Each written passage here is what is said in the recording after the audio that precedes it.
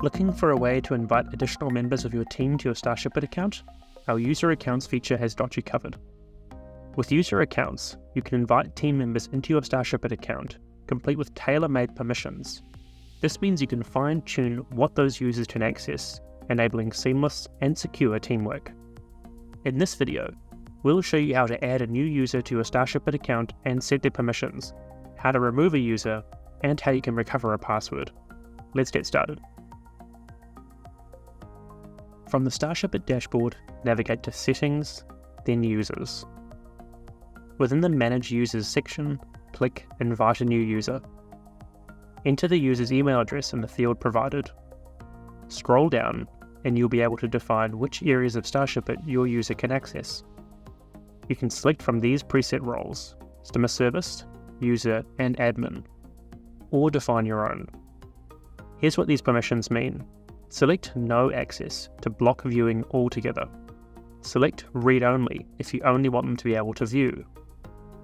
Select Full to give them the ability to make changes. Click Save to confirm permissions and send the invitation out to your user via email.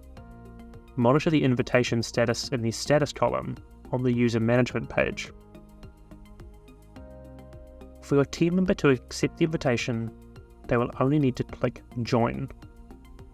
This will take them to a specialized sign-up page where they can create their password.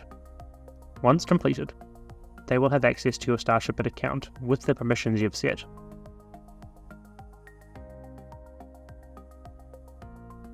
Select Edit next to the user's profile.